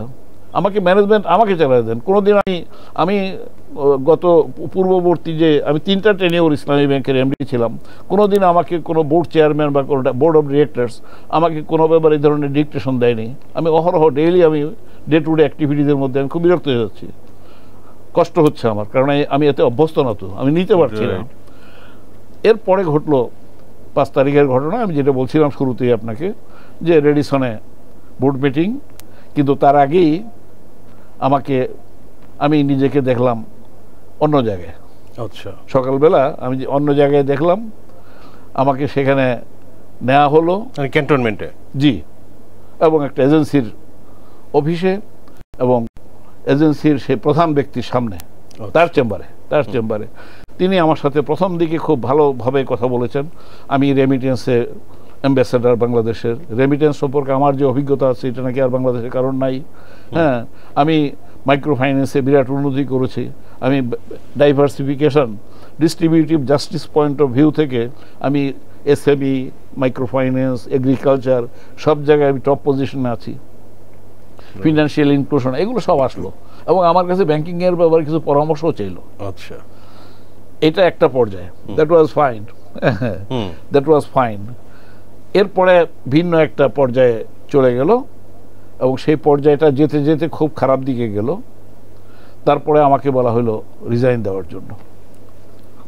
তো এবং রিজাইন দেওয়ার জন্য আমি বলেছি এর আগে যে আমার সামনে একটা প্যাড হাজির করা হলো। একটা প্যাড না, একটা প্যাড তো হলো একটা প্যাডের পাতা, একটা হলো ইসলামী ব্যাংক থেকে এমডি হিসেবে রিজাইন করা, আর একটা হলো আমাদের ইসলামী ব্যাংক ফাউন্ডেশনের বোর্ডে আমি আছি, আরও এরকম 2-3টা আমাদের সিকিউরিটিজ লিমিটেড, ম্যানেজমেন্ট লিমিটেড, এই ধরনের কয়েকটা আমাদের কোম্পানি আছে। সেই কোম্পানিগুলো তো আমার ডাইরেক্ট, এরা সব খবরাখবর নিয়ে একদম রেডি করে টাইপ করে নিয়ে আসছে।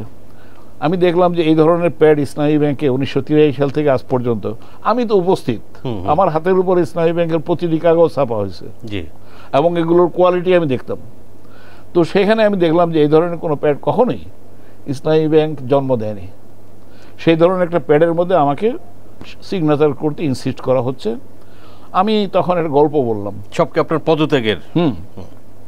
আমি বললাম যে হযরত উসমান খলিফা, 3য় খলিফা রাদিয়াল্লাহু তাআলা আনহু, তাকে পদত্যাগের জন্য এই কিছু লোক তাকে ঘেরাও করেছিল এবং তারা তাকে হত্যা করতে উদ্যত হয়েছিল।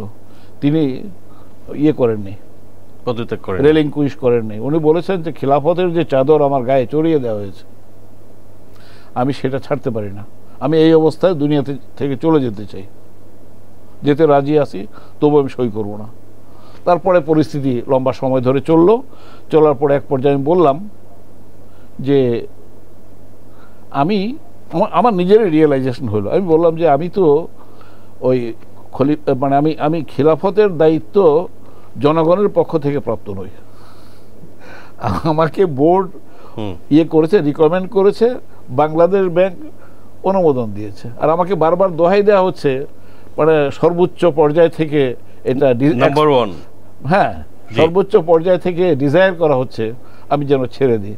তাই আমি বললাম যে এটা একটা যুক্তি আছে, যে যুক্তিতে আমি রেলিংকুইশ করলে আমি আল্লাহর কাছে জবাবদিহি করতে হবে না, কারণ আমি ইসলামী ব্যাংকের এমডির দায়িত্বটা টাকা পয়সার লোভে পালন করিনি। প্রতিটি মুহূর্তকে আমি ইবাদত হিসেবে নিয়ে, একবার আমাকে একজন বলেছিলেনই যে আপনি মক্কায় বাইতুল্লাহ শরীফে গিয়ে এতেকাফ করা সেটা তো একটা ভালো কাজ, কিন্তু আপনি যে ইসলামী ব্যাংকের চেয়ারে বসে যে ইসলামী ব্যাংকটাকে রক্ষা করতেছেন, এটা 2015 সালে একজন বলছিলেন আমাকে। আমি এতেকাফে যাবো, তো আমাকে বললো যে আপনার এই সময় এতেকাফে যাওয়া ঠিক না, রোজার মাসে আপনি এতেকাফে না গিয়ে আপনি ব্যাংকের যে দায়িত্ব পালন করেন, ব্যাংক পাহারা দিচ্ছেন। আমার কাছে মনে ধরেছিল। আমি কিন্তু এই ধরনের স্পিরিট নিয়েই কিন্তু শুরু থেকে শেষ পর্যন্ত ইসলামী ব্যাংক রান করেছি, এবং ইসলামী ব্যাংক থেকে পদত্যাগ করার সময়ও এই মানে বোধটুকু, এই স্পিরিটটুকু আমার মধ্যে ছিল। রাইট স্যার, এই যে যেটা বললেন যে এমন প্যাডে আপনি সাইন করলেন, সব জায়গা থেকে আপনার সই নিয়ে নিল, সাথে আপনার চেয়ারম্যান এবং ভাইস চেয়ারম্যানও ছিলেন। তারা আমার সাথে ছিলেন। আচ্ছা, তারা আলাদাভাবে, আমি কাউকে দেখি নাই, এবং তাদের কোথায় কি হচ্ছে না হচ্ছে আমি সকালবেলা থেকে রাত পর্যন্ত আমি বাইরের দুনিয়ায় কি ঘটছে সেটা জানার আমার কোনো উপায় ছিল না। ওই দিন সকাল থেকে রাত পর্যন্ত ছিলেন? জি জি। তখন আপনার বাংলাদেশ ব্যাংকের গভর্নর ছিলেন ফজলে কবির সাহেব। জি। একটা কথা শুনেছি যে ওই 5ই জানুয়ারি রাত 11টা বা তার থেকে বেশি পর্যন্ত বাংলাদেশ ব্যাংক খোলা রেখেছিলেন, কারণ এই যে বোর্ড চেঞ্জ বা এমডি চেঞ্জ বাংলাদেশ ব্যাংকের একটা অ্যাপ্রুভাল লাগে, আপনি জানেন। জি জি জি। আপনি কি এই বিষয়টা কতটা জানেন? এই বিষয়টা আমি যখন বেরিয়ে আসলাম, তারপরে কিছু কথা আমি যোগাযোগ যখন হলো, আমার খুব বেশি যোগাযোগ এরপরে থাকেনি ব্যাংকের সাথে, কিন্তু যোগাযোগ যখনই হলো তখনই আমি জানলাম বাংলাদেশ ব্যাংকে এই ঘটনাটি ঘটেছে। আমি যতটা কষ্ট পেয়েছি 5 তারিখে সারাদিন একটা এজেন্সির অফিসে থেকে, কারণ আমি মনে করি যে আমি বাংলাদেশের একজন নাগরিক হিসেবে আমার জীবনের যে কর্তব্য আমার দেশের প্রতি, সেই কর্তব্য সাধন আমি সারা জীবন করেছি। আমি 50 বছরের বেশি সময় ধরে সাংবাদিকতা এবং ব্যাংকিংয়ের মধ্যে সৎ থাকার চেষ্টা করেছি, মানুষের কল্যাণ যাতে হয়, অকল্যাণ নিরস্ত করার জন্য আমি জানপ্রাণ দিয়ে চেষ্টা করেছি। তো সেই অবস্থার মধ্যে আমার জন্য কিন্তু, এবং ইসলামী ব্যাংকটাকে কিন্তু এত গভীরে লালন করেছি, এবং ইসলামী ব্যাংকের কর্মকর্তা কর্মচারীদেরকে আমি 2010 সাল থেকে এমনভাবে একটা টিম হিসেবে আমি গড়ে তুলেছি যে এই প্রতিষ্ঠান এইভাবে আপনার গিয়া আমি যখন সই করতেছি আমি বুঝতে পারছি যে আমি তো এমন এক কাগজে সই করছি যেটা পতনের দিকে নিয়ে যাবে ব্যাংকটাকে। এই অনুভূতি নিয়ে আমি খুব কষ্ট নিয়ে সই করছি। পরে জানলাম যে এই ধরনের একটা কাজে আমাদের যারা অভিভাবক, বাংলাদেশ ব্যাংক যারা ইন্ডিপেন্ডেন্ট অফ দি গভর্নমেন্ট, আমি বলি সরকারের যদিও মানে মিনিস্ট্রি অফ ফিন্যান্সের সাথে তাদের কানেক্টিভিটি আছে, কিন্তু তারা তাদের কার্যক্রম পরিচালনার ব্যাপারে তারা স্বাধীনভাবে ভূমিকা পালন করবেন, এবং এমডিদের প্রধান আশ্রয়স্থল হচ্ছে সেন্ট্রাল ব্যাংকের গভর্নর। সেখানে আমার পদত্যাগপত্র দিয়ে আরেকজনের এমডি করে সেটাকে অনুমোদন দেওয়া, কিংবা বোর্ডের অন্যদের ব্যাপারে তো আমার বেশি বক্তব্য থাকার কথা না, বোর্ডের কেউ বলবেন। আমি বলছি পুরো ব্যাপারটাই বাংলাদেশ ব্যাংকে সেদিন যেটা হয়েছে আমি একটা কলঙ্কজনক অধ্যায় মনে করি। রাইট, এটা একটা কালো দিন আমার জন্য। 11টা-12টা পর্যন্ত অফিস বাংলাদেশ ব্যাংক খোলা রেখেছিল, এই কারণে আমরা শুনেছি পরে 11টার মধ্যে বাংলাদেশ ব্যাংক কাজ করতে পারে, বাংলাদেশ ব্যাংকের অনেক জরুরি অবস্থা সৃষ্টি হয়। রাইট, কিন্তু এটা এক ধরনের জরুরি অবস্থা মানে আমাদের পদত্যাগের ব্যাপারটা, দেশের শ্রেষ্ঠতম ব্যাংক, সারা দুনিয়ায় যে ব্যাংকটা আপনার ইসলামী ব্যাংকের নাম করেছে, উজ্জ্বল করেছে, বাংলাদেশের নাম উজ্জ্বল করেছে, বাংলাদেশের ভিতরের প্রতিটি গ্রামে যে ব্যাংক সেবা পৌঁছে দিয়েছে, হ্যাঁ, ডাউন ট্রোডেন পিপুলদেরকে আমাদের সেবার ফলে আরডিএস এর কর্মীদের, যারা নাকি দিন আনতে দিন খেত, যাদের বাড়িতে লেখাপড়া করার কোনো লোক ছিল না, সেই বাড়িতে আমাদের প্রতিষ্ঠিত প্রি প্রাইমারি স্কুলে পড়ে ডাক্তার ইঞ্জিনিয়ার হয়েছে। হ্যাঁ, সেই ব্যাংকটাকে আপনি এইভাবে ধ্বংস হতে দেবেন? যে ব্যাংকটার আপনাদের কাছে অনেক ইন্ডিকেটর আছে, স্কুল ব্যাংকিংয়ে আমরা ফার্স্ট, আমরা এসএমইতে ফার্স্ট, মাইক্রো ফাইন্যান্সে আমরা ফার্স্ট, কৃষি বিনিয়োগে আমরা ফার্স্ট, রেমিটেন্সে আমরা সারা বাংলাদেশের সমস্ত ব্যাংকিং যা করে তার অলমোস্ট 1/3 আমরা আনি, এবং আমাদের মার্কেটিং এর appreciated by central bank also. এবং আরও এই ধরনের, আমি এটা এই শুধু এইটার উপরে বলতে পারি, কন্ট্রিবিউশন অফ ইসলামিক ব্যাংকিং এর উপরে আমি আপনাকে 1 ঘন্টা বলতে পারবো। তো সেই ব্যাংকটা ধ্বংস করার জন্য আপনি বসে থাকবেন রাত্রেবেলা, রাত জেগে, কিংবা সেই ব্যাংকের এমডি তাকে জিজ্ঞেস করবেন না যে আপনি রিজাইন করতেছেন কেন? আপনাকে তো আমরা যেভাবে পাইছি আপনি কন্ট্রিবিউট করেছেন বলেই তো আমরা 3 টার্ম আপনাকে অনুমোদন দিয়েছি। রাইট, এদেরও মনে হয় যে ধরেন যে বিচারের আওতায় আনা উচিত, বিকজ এই রকমের অন্যায়ে তারা সহযোগিতা করেছে। তো স্যার, যেটা বলছিলেন আপনি, ধরেন যে ইসলামী ব্যাংকের আপনি যখন, আমি এই প্রসঙ্গে বলি একটু কথা, আমি অনেক পারসেপশন বাজারে, অনেক রকমের এক একজনের ব্যাপারে এক ধরনের কথা আছে, কে বুঝে বলে, কে না বুঝে বলে। এই ফজলে কবির সাহেব না থেকে সেদিন যদি আতিউর রহমান সাহেব যদি গভর্নর থাকতেন, তাহলে 5 তারিখের ঘটনা ঘটতো না। আচ্ছা, এটা আপনার বিশ্বাস? এটা আমার প্রত্যয়। আচ্ছা, কনফিডেন্টলি বলছি। আমি জানি যে এই কথাটা প্রতিকূল ধরনের কথা আর কি। আতিউর রহমান সাহেবের যে ঘটনা ঘটেছে, ট্রেজারির ঘটনা, যেটা এটা নিয়ে বাজারে যে সমস্ত কথাবার্তা আছে, সেই কারণে আমি দেখেছি যে অনেক শিক্ষিত মানুষ, অনেক আপনার গিয়ে পণ্ডিতজন, তারাও কিভাবে মিডিয়াতে হরদম কথা বলতেছেন আমি দেখছি। তারপরেও আমি বলছি, আমি ভিন্ন ধরনের কথা বলছি ডক্টর আতিউর রহমান সম্পর্কে, যে তিনি যদি থাকতেন সেদিন সেন্ট্রাল ব্যাংকের গভর্নর, তিনি যেভাবে বুক দিয়ে আগলে রেখেছেন ইসলামী ব্যাংকটাকে, আমি তার কাছে দারুণ কৃতজ্ঞ। এবং সেদিন উনি যদি গভর্নর থাকতেন, তাহলে 5 তারিখের ঘটনা ঘটার আগেই তিনি এই ব্যবস্থা করতেন। এটুকু আমি আপনাকে, এর আগেও আরো অনেকগুলো ঘটনা ঘটেছে যেগুলো ফজলে কবির সাহেবের কাছ থেকে আমি কোনো পাইনি। রাইট। তো স্যার, আলোচনা করলে তো আসলে অনেক সময় ধরে আলোচনা করা যাবে, আমরা যদি একটু শেষের দিকে আলোচনা, তো এই যে ব্যাংকটার দখল হলো, তো আপনি তো ধরেন যে 83 থেকে আপনি ছিলেন, আপনি এই যে 2017 5ই জানুয়ারিতে পদত্যাগ করা পর্যন্ত আপনি দেখেছেন এই ব্যাংকটার জন্ম থেকে বেড়ে ওঠা পর্যন্ত আপনি দেখেছেন, এটারে বলিষ্ঠ হতে দেখেছেন।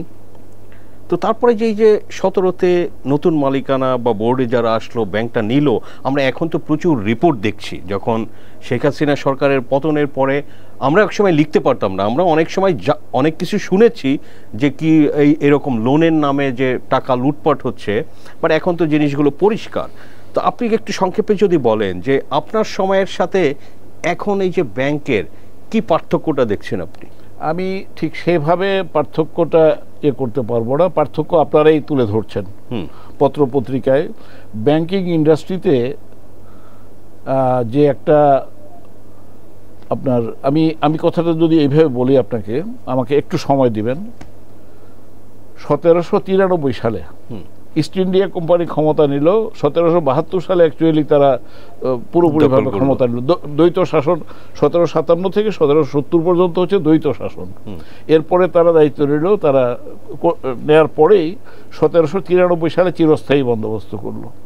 সেই চিরস্থায়ী বন্দোবস্তের মাধ্যমে আগে যে জমিদাররা ছিল কর্মচারী, তারা মূলত সেখানে বিচার আচারও করতো এবং সরকারের স্বার্থ দেখতো সেখানে, মানে এই কি বলে সুবাহদারদের স্বার্থ দেখতো। কিন্তু ইস্ট ইন্ডিয়া কোম্পানি এসে করলো কি, তাদেরকে বানিয়ে দিল স্থায়ী প্রতিনিধি, স্থায়ী। তোমরা ওইখান থেকে খাজনা আদায় করো, তোমরা আমাদেরকে একটা ভাগ দিবা, হ্যাঁ, ব্যবসায়ের একটা অংশ দিবা খাজনার, আর বাকিটা তোমরা ইচ্ছা মতো তোমরা খাজনা আদায় করো, এবং প্রজাদের সাথে তোমরা যাচ্ছে তাই ব্যবহার করবা। এই জন্য তোমাদেরকে সম্পত্তির মালিকানাটা তোমাদেরকে দেওয়া হলো। জমির মালিকানা সত্ত্ব প্রজাদের কাছ থেকে কেড়ে নিয়ে তুলে দেওয়া হলো কতক মানে একদম মাফিয়ার কাছে। জমিদার আপনি দেখেন যদি, এরা কেউ কিন্তু মূল জমিদার না, অতীতে যারা জমিদার ছিলেন তাদের এক ধরনের কর্মচারী, এবং ইংরেজদের সাথে থেকে যারা ৭৬-এর মন্বন্তর যারা সৃষ্টি করেছে এবং যারা নাকি তাদের নানান ধরনের নানাভাবে বেনিফিশিয়ারি হয়েছে, যারা ইস্ট ইন্ডিয়া কোম্পানিকে প্রতিষ্ঠিত করেছে এখানে, সেই ধরনের একদল লোক কিন্তু হঠাৎ কলকাতাকে কেন্দ্র করে জমিদার হয়ে উঠলো। এই পরিবারগুলোর ইতিহাস যদি আপনি দেখেন, বিনয় ঘোষ খুব ভালোভাবে লিখেছেন। এই কয়েকটি পরিবারের হাতে বাংলাদেশের সমস্ত জনগণ, মানে প্রজা, এখন মানুষ না, তারা হয়ে গেল এক ধরনের তাদের কৃতদাস।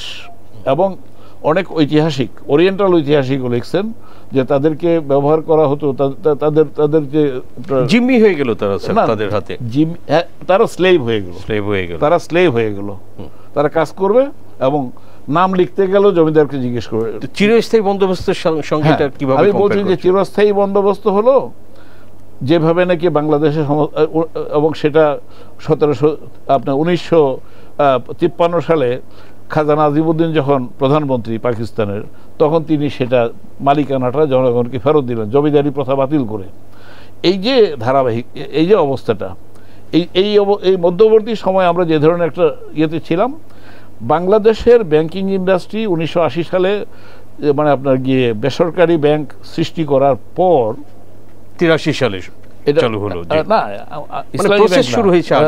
ইসলামী ব্যাংক না, আমি সামগ্রিকভাবে national bank, city bank, IFIC bank সহ, ওরাও তো 83 হয়েছে। 1980 সালে, না 80 সালে আইন হলো, রাইট, ইয়ে চাইলো লাইসেন্স দেওয়ার ব্যাপারে, বাংলাদেশ ব্যাংক থেকে আহ্বান জানাইলো লাইসেন্স তোমরা দরখাস্ত করো। 80 সাল থেকে প্রক্রিয়া শুরু হলো। তারপর তখন কিন্তু একটা ভালো উদ্দেশ্য ছিল। আমি একটু যদি সময় পাই এভাবে বলি যে 70 সালের যে নির্বাচন হলো, সেই নির্বাচনে কিন্তু আওয়ামী লীগ এবং আমার যতটুকু মনে পড়ে জামাত ইসলামী দুইজনেরই নির্বাচনী ইশতেহারে আপনার ব্যাংক এবং বিমা জাতীয়করণের কথা ছিল। আচ্ছা আচ্ছা। এবং আওয়ামী লীগ এসে সেটা করেছে। এটার পিছনে ফিলোসফিটা কি ছিল? ব্যাংক বিমাটা কোনো কোঠারি পুঁজিপতিদের হাতে দেওয়া হবে না, বরং সরকারের অধীনে রেখে জনকল্যাণ এটা বাড়ানো হবে, লোকদের কাছে দেওয়া হবে। আনফর্চুনেটলি আপনার 72 সাল থেকে 80 সাল পর্যন্ত সেই লক্ষ্য খুব বেশি অর্জিত হয় নাই। ডোর স্টেপে ব্রাঞ্চের সংখ্যা বেড়েছে, কিছু এই ধরনের কাজ কিছু হয়েছে। প্রাইভেট সেক্টর যখন হইল, তখন এখানে একটা মানে আপনার ব্যবসা বাণিজ্য শিল্প এগুলোতে বিনিয়োগের ইয়েটা প্রতিযোগিতামূলকভাবে বাড়তে শুরু করলো। এবং বাংলাদেশের আজকের যে উন্নয়ন, এই উন্নয়নে এই প্রাইভেট সেক্টর ব্যাংকিংয়ের একটা ভূমিকা আছে অবশ্যই। কিন্তু একটা সময় ছিল ব্যাংকিং সেক্টরে গুড গভর্নেন্স, গুড বোর্ড ছিল। বোর্ডগুলোতে মনে করেন যে লিডারশিপ ছিল, তারা সবাই সাইদুজ্জামান সাহেবের মতো লোকেরা ব্যাংকের চেয়ারম্যান ছিলেন। বিকজ এই ব্যাংকের ডাইরেক্টর হইতে তখন 2% লাগতো না।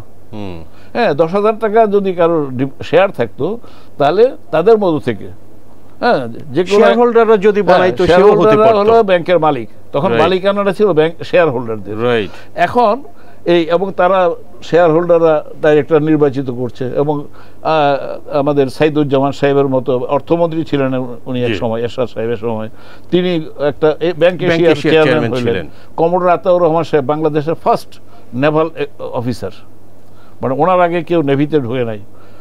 1948 সালে উনি নেভিতে জয়েন করেছেন। He was senior to all the generals of our country. হ্যাঁ, তো উনি এবং অনেক বিরাট কন্ট্রিবিউশন আছে তার। উনি 4-5টা কর্পোরেশনের চেয়ারম্যান ছিলেন। উনি ইসলামী ব্যাংকে 35,000 টাকা মাত্র তার শেয়ার মূলে তিনি ইসলামী ব্যাংকে ঢুকলেন ডাইরেক্টর হয়ে, এবং তিনি চেয়ারম্যান হয়ে থাকলেন 13 বছর। আচ্ছা। শাহ আব্দুল হান্নান, তিনি টাকা পয়সার মালিক নন, তার মধ্যে শেয়ার ছিল 25,000 টাকার। সেই 25,000 টাকার শেয়ার নিয়েও তিনি ইসলামী ব্যাংক লিড করলেন। আমি দেখেছি যে এটা একটা সুবর্ণ সময় ছিল, স্বর্ণযুগ ছিল, যে এই ধরনের লোকেরা ব্যাংক চালাচ্ছেন এবং তাদের শেয়ার হোল্ডারদের ডিভিডেন্ড বাড়ানোর চাইতেও জনকল্যাণটাকে তারা অগ্রাধিকার দিতে পেরেছেন। পরবর্তীতে এই প্রথম দশকের পরে এসে সম্ভবত এই 2009-10 সালের দিকে এটা হয়েছে যে 2%, এটা Bangladesh securities and exchange commission করে। আমার যতটা মনে হয় 2011 or 12। আচ্ছা, ঠিক আছে, তারা এটা দিলেন। জি, 2011-12 সালের দিকে এটা হয়েছে। আমি তো অনেকদিন পরে মনে করতে পারছি না। এইটা যখন করলো তখন আমি কিন্তু অনেকের সাথে ঝগড়া করেছি হ্যাঁ, আমি একেবারে, যেমন আমি ইব্রাহিম খালেদ সাহেবের সাথে একাধিকবার বলেছি যে আপনি আমাদের অভিভাবক, ব্যাংকিং সেক্টরে আপনি কথা বলেন, স্যার একটু সংক্ষেপে আমাদের মনে হয়। তো আপনি কেন মানে এই ব্যাপারে কথা বলছেন না? আপনি কি বেঁচে আছেন বলে মনে হয় না আমার কাছে। আপনি জীবিত আছেন এবং এই ধরনের একটা 2% হইতে পারে। 2% হওয়ার ফলে হয়েছে কি, এই ব্যাংকিংয়ের যে মালিকানা, মালিক তো হলো যে 1 টাকা ডিপোজিট দিলেও আপনি মালিক, ব্যাংকের ওই পরিমাণ মালিক। তো এই যে আপনার 8 কোটি 10 কোটি ডিপোজিটরস, এই ডিপোজিটরদের মালিকানা সত্ত্বটাকে আপনি কিন্তু ভার্চুয়ালি কেড়ে নিলেন 2%-এর কোঠা দিয়ে। যে 2%-এর বেশি শেয়ার যদি না থাকে তাহলে হইতে পারবে না। এখন ইসলামী ব্যাংক বাংলাদেশ লিমিটেডে একজন লোক যদি শেয়ার হোল্ডার হইতে হয়, তাহলে তাকে 100-150 কোটি টাকা তাকে শেয়ার কিনতে হবে। 100-150 কোটি টাকা শেয়ার কিনতে হলে আপনার কয়েক হাজার কোটি টাকার আপনার নিজস্ব ওয়েলথ থাকতে হবে। আর তাহলে আপনি কিভাবে আপনি এত টাকা একটা এই খাতে বিনিয়োগ করবেন? তাহলে কি যাচ্ছে, বাংলাদেশের মুষ্টিমেয় কিছু পরিবার, সেই পরিবারের হাতে ব্যাংক কেন্দ্রীভূত হচ্ছে এবং তাদেরকে বলা হচ্ছে একটা পরিবার কয়েকজন ডাইরেক্টর নিতে পারবে, তারপরে বলা হচ্ছে 10 বছর থাকতে পারবে এক নাগারে, হ্যাঁ, চেয়ারম্যান হিসেবে, মানে একটা ফ্যামিলির হাতেই সারা জীবন থেকে যাবে। তাহলে আপনি বাংলাদেশের ব্যাংকগুলোকে, বেসরকারি ব্যাংকগুলোকে আপনি এক নামে চিনবেন। যেমন এখন বলা হয় এসালমের ব্যাংক 7টা, অমুক স্যারের ব্যাংক অমুকটা, সালমান রহমান সাহেবের ব্যাংক আইএফআইসি, উত্তরা, ইত্যাদি ইত্যাদি। এইভাবে আপনি নামে নামে বলে দিতে পারতেন এটা ব্যক্তির ব্যাংক। এটা ব্যক্তির ব্যাংক হওয়ার কথা না। আমি এটাকে বলছি একটা কালা কানুন। এবং এই ব্যাংকিং ইন্ডাস্ট্রিকে যদি বাঁচাতে হয় তাহলে আপনাকে কয়েকটি কাজ করতে হবে। আমি বলছি, অনেকে পত্রপত্রিকায় লিখতেছেন ব্যাংকের অবস্থা খারাপ, কিন্তু খারাপ বলে হায় আফসোস করে তো আপনি সময় নষ্ট করে লাভ নাই। তার চেয়ে আপনি দেখেন এটা দাওয়াইটা কি হবে, কিভাবে বাঁচানো যেতে পারে। 1 নম্বর হলো 2% বাদ দিতে হবে, নাম্বার 1 স্টেপ হবে এটা। তারপরে হচ্ছে, এবং এটা 2%-এর বেশি কোনো ফ্যামিলির শেয়ার থাকতে পারবে। এটা আমার পরামর্শ। আপনারা আরো যারা বিদ্বান লোকেরা আরো বিভিন্নভাবে চিন্তা ভাবনা করতে পারেন। থার্ড হচ্ছে আপনার গিয়ে 10,000 টাকা যদি কারোর ইয়ে থাকে, 10,000 টাকা করেন, 50,000 টাকা করেন, আমার আপত্তি না। 1 লাখ টাকা করেন, থাকলেই একজন লোক he will be eligible to become director of A bank. আচ্ছা, হ্যাঁ, ডাইরেক্টর অফ এ ব্যাংক। এবং তারা চালাবেন, এবং ডাইরেক্টর কারা হবেন তার জন্য একটা ক্রাইটেরিয়া, এটা বাংলাদেশ ব্যাংক থেকে ফিক্স করা হবে।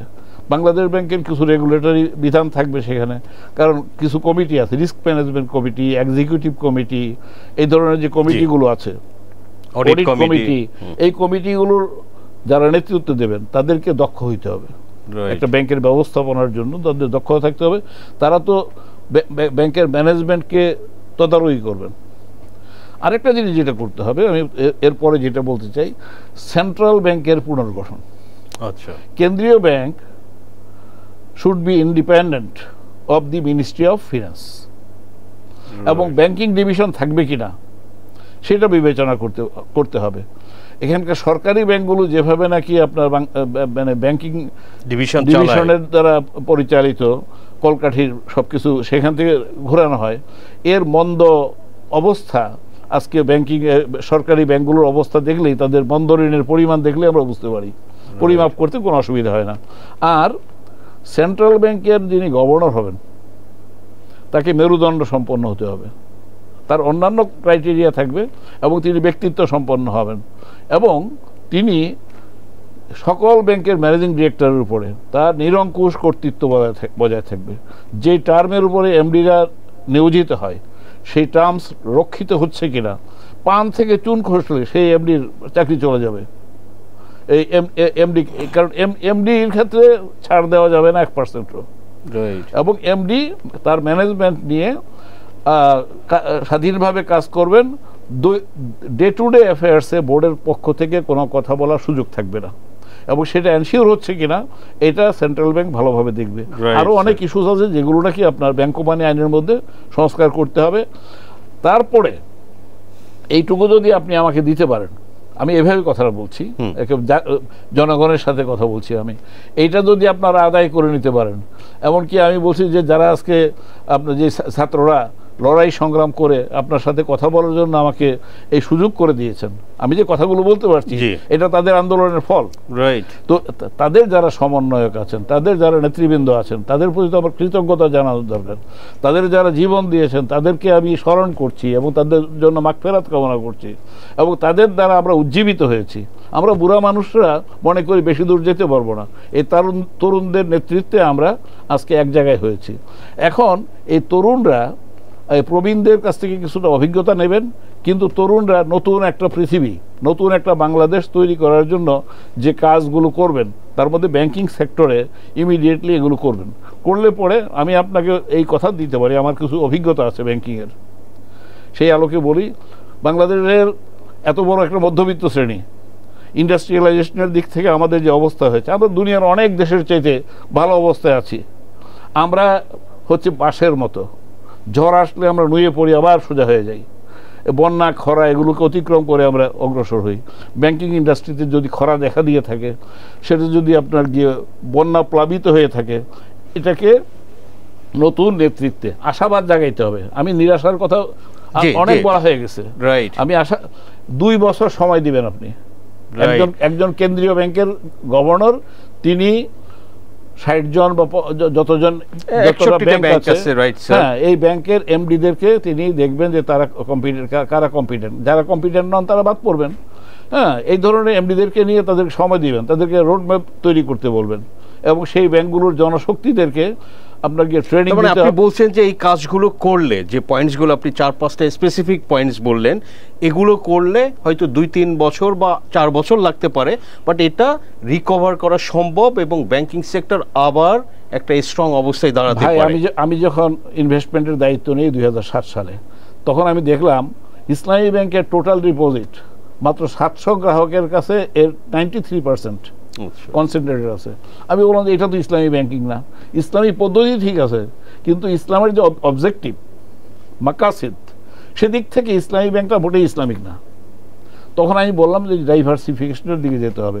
যত নতুন ডিপোজিট আছে সেগুলো আর বড় বিনিয়োগকারীদেরকে দেওয়া যাবে না, সেটা নিচের দিকে প্রবাহিত করতে হবে। আমি যখন এমডি হিসেবে যখন ছাড়লাম, তখন অনলি 39% ছিল আপনার গিয়ে বড়দের হাতে, আর বাকিটা চলে আসছে ছোট ছোট 61% আমরা ছোট গ্রাহকদের কাছে। আমরা 10,000 গ্রামে তখন ছড়িয়ে পড়েছে গ্রাম, মানে বিনিয়োগ। তো আমি এ নিয়ে অনেক কথা বলা যাবে, রাইট স্যার, এটা মানে ফর আওয়ার্স কথা বলা যেতে পারে, কথা বলা যাবে, কিন্তু আমি আপনাকে বলছি পরিবর্তন সম্ভব, অবস্থার উন্নয়ন সম্ভব, এবং ব্যাংকিং সেক্টরকে মানে একদম বাঁক পরিবর্তন করে নতুন জায়গায় নিয়ে আসা সম্ভব। 2010 সালে আমি আমার ব্যাংকে বললাম কোটি গ্রাহকের ব্যাংক করতে হবে 2015 সালের মধ্যে। আমার ব্যাংকের কর্মীরা, আমি তাদেরকে বলতাম যে তোমরা তো আমি হুইসেল বাজানোর আগেই দৌড় দাও, এত মোটিভেটেড, এবং তাদের জন্য ব্যাপক ট্রেনিংয়ের ব্যবস্থা করেছি আমরা। এবং এই কর্মীরা আমাকে 2014 সালে 1 কোটি গ্রাহকের ব্যাংক উপহার দিয়েছে। Right sir, it is possible, it is not impossible. Islami bank Bangladesh limited তো সবচেয়ে বড় ব্যাংক। এই ব্যাংক নিয়ে অনেক খারাপ কথাবার্তা আছে বাজারে। এই ব্যাংকটা ঠিক করা, it is matter of time only. Right, আমরাও স্যার সেটা আশা করি অনলি 1 ইয়ার সময়ের মধ্যে ইসলামী ব্যাংকের ভিন্ন চেহারা দেখা যাবে, যদি ঠিক মতো তারা ওই ব্যবস্থাপত্র গ্রহণ করে। এক্স্যাক্টলি স্যার, আমরাও সেটা আশা করি। এবং আসলে এই বিষয়ে যেটা আলোচনা, আসলে যেটা বললাম যে ঘন্টার পর ঘন্টা আলোচনা করলেও শেষ হবে না স্যার, কিন্তু আজকে আমাদের শেষ করতে হবে। এবং আপনাকে অসংখ্য ধন্যবাদ যে আপনি জাস্ট সম্প্রতিই বাইরে থেকে দেশে এসেছেন এবং দ্য বিজনেস স্ট্যান্ডার্ডের স্টুডিওতে স্যার এসেছেন। We are really very grateful to you. এবং আমাদের দর্শকদের সাথে আপনার যে ইনসাইটসগুলো আমরা আলোচনা করলাম, শেয়ার করলাম, আশা করি দর্শকরা এগুলো অনেক ধরনের ইনফরমেশন জানতে পারবে। Again sir, thank you very much. আমি সাজ্জাদ ভাই, আপনার সাথে এর আগেও আমি কথা বলেছি, অনেক আগে 2016-15 ওই সময়গুলোতে কথা বলেছি।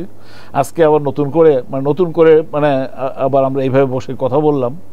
আমি মনে করি যে কথা কন্টিনিউ করবে, এবং আপনি যে সুযোগটা আজকে আমাকে করে দিলেন কথা বলার জন্য, এই জন্য আমি গভীরভাবে কৃতজ্ঞ। আমি অনেকদিন কথা বলি না, এবং আমি জানি না কথা বলতে গিয়ে আমি খেয়ে হারিয়েছি, মানে এটা অনেকদিন পরে কথা বললাম। So once again sir, thank you very much. Your welcome. দর্শক, আমরা আলোচনা করলাম আসলে ইসলামী ব্যাংকের অদ্যপান্ত বলতে পারেন জন্ম থেকে এই পর্যন্ত কি অবস্থা, এবং জনাব মোহাম্মদ আব্দুল মান্নান, এই ব্যাংকে যিনি অনেক বছর ছিলেন, চালিয়েছেন, নেতৃত্ব দিয়েছেন। উনি খুব আশাবাদী যে এটাকে যে খারাপ অবস্থা হয়েছে সেটা থেকে এটারে উদ্ধার করা সম্ভব, বাট সেটার জন্য কিছু কাজ করতে হবে, সেগুলো উনি শেয়ার করেছেন। সো দর্শক, আমাদের আলোচনা ভালো লাগলে লাইক করবেন, শেয়ার করবেন। আপনাদের সবাইকে ধন্যবাদ।